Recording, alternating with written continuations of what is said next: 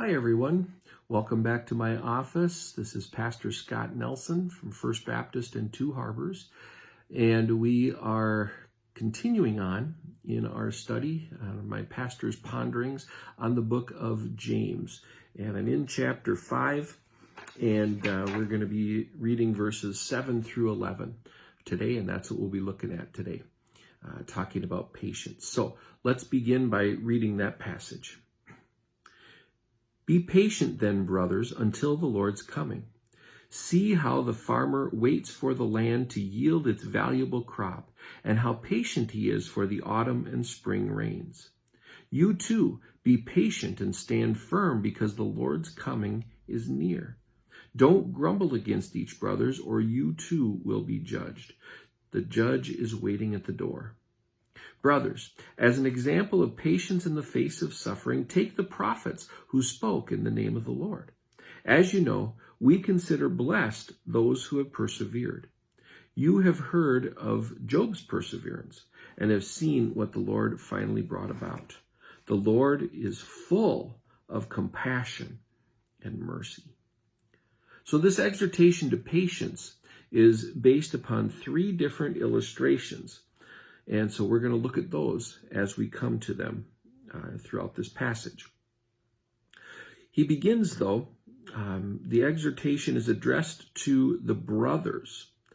And James has now turned his focus of attention. The previous section, most of his book is written toward the church, for sure, and this is included. But the previous section was written toward the rich in the society around the brothers that were oppressing the poor brothers in the church. The majority of believers in the church back then were of the poorer class. And so they were undergoing a lot of oppression by the rich. And so James goes from warning the oppressors that their judgment is approaching and that they better be careful how they treat people. And now he switches that over to the brothers who are undergoing that persecution. The word then suggests that the oppression of the righteous poor that has been described in the first 6 verses of the chapter is what he's focusing on here, and gives call to this discussion of patience. So anyway, the verb that is used there is macrothumesata. And it means be patient. It is a command. It's in the command form, to be patient. And it describes an attitude of self-restraint, long-suffering, and it refers to patience toward persons rather than circumstances by and large. So we need to be patient with those even who are oppressing us. It is a call for patience toward the rich oppressors, once again, who were pushing down those within the church. And it says here that it will last until the Lord's coming. It is going to happen that the Lord comes again and takes care of all of this, but not right now. So be patient in the meantime. The word for the Lord's coming there is the common one, parousia or parousia. That was a common term used to describe the visit of a king coming into a city. And it refers to Christ's royal second coming, when he comes back as a king to rule and to judge. So then he gives the first illustration of patience, and that is the farmer. The farmer waits patiently, and in Israel, it's 2 different rains that they need in order for the crops to develop properly. It's a very dry culture, but there is a rainy season in the fall, October, November, and a second one in April, May, and then the primary harvest is after that second rainy season as the grain matures. But both are pretty necessary for a successful crop. And so the farmer needs to wait with patience as he sees how the rains develop for the year. And it takes a lot of patience to wait that long to see the fruit of your work. And then he says, you too be patient. And so he takes that illustration of a patient farmer and applies it then to his readers. And then secondly, he urges them to not only be patient, but also to, as it says in the NIV here, to stand firm. Kardias himon, which means literally strengthen your hearts. So be strong in your inner person. That idea is of establishing a person so that they're enabled to stand unmoved by the troubles around them. And frankly, friends, we need a lot of strong hearts today. We stand in the midst of a lot of problems. But the good news is God is bigger than our problems. We don't know God's plan on everything. We certainly don't know God's timing for God's plans. But we can trust, because Jesus is coming again. He is going to make things right. We can trust that his parousia is near. And that should strengthen our hearts. That should give us the basis. That is the reason that we can stand firm in the face of oppression, in the face of struggle, in the face of fear. We can be strong because we know Jesus is with us and he's not going to leave us. Since Jesus is coming soon, we ought to be patient not just with those outside the church, but also with our brothers in Christ. The believers are to be patient with them and to not grumble against each other, it says in verse 9 there. The word for grumble there is a common word. It means to sigh or to groan inwardly. So he's not here talking about, that these people are necessarily complaining about one another, but rather the inner attitudes of the heart. And the way the verb is expressed there, it prohibits the continuation of an action. So he's saying, you're already doing this, now quit. Quit grumbling inwardly against one another. Again, Jesus is coming soon, and here he adds that the judge is standing at the door. Jesus is coming. You don't want to be on the wrong side of his judgment.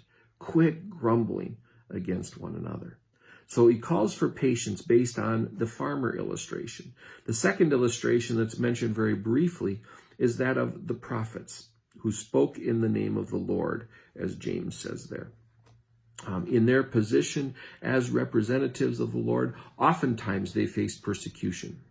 He doesn't mention Jeremiah by name, but I think no doubt that's primarily, at least, who he's talking about. Jeremiah stands out as one who was mistreated and who responded with patience.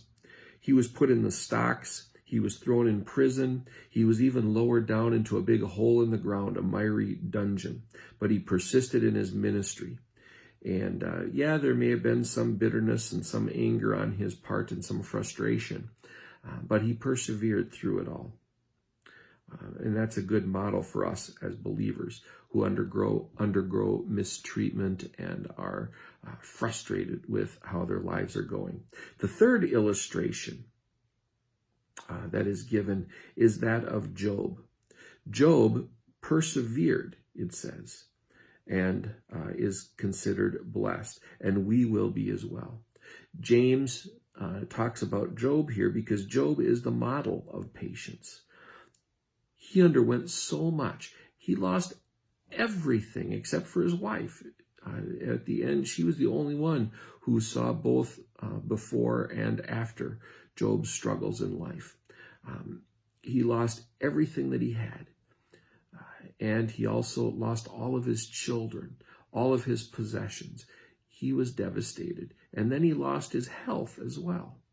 But he still refused to curse God to his face, even though he too was frustrated and struggling and seeking God in it all. He didn't understand, but he trusted. He's the model of patience. And here it says, we need to be patient as well.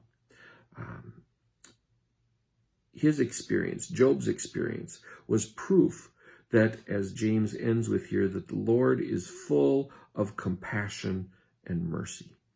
We saw what the Lord brought about for James. We can trust that he will bring about the same thing for us. And boy, that's good news. We don't know God's timing, but we know he's coming again, and we know that we can trust in him. Because Job persevered, God gave him twice as much as before. So as we look at this passage, to sum it up, the author is urging us not to fight back against the problems that we experience. I really believe he is. He's urging us to have that long-suffering patience toward the rich who are oppressing, and also toward brothers who get under the skin. Calling for a stout-hearted perseverance in the trying circumstances of life. Friends, we're undergoing those circumstances now, as I said before. Stand strong. Be strong. Trust that God has got better things in mind for us in the future. We don't know how long all of this is going to last, and all of these frustrating circumstances around us are going to last. But we can trust God is still in control. Jesus is still sitting on the throne, and he is coming again soon, and he will make all things right. Hey, God bless this week. Glad you joined me. You can join us again on Sunday mornings. We're live at 8:15 on Facebook Live.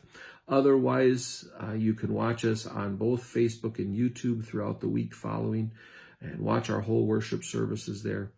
We got new cameras in place, so it's a good experience, I hope, for watching that. Please join us, and we're glad. And come and join us in person as well if you're able to, for sure. Our services are at 8:15 and 10:45, and we are starting Sunday school this week at 9:30, and that's for all ages once again.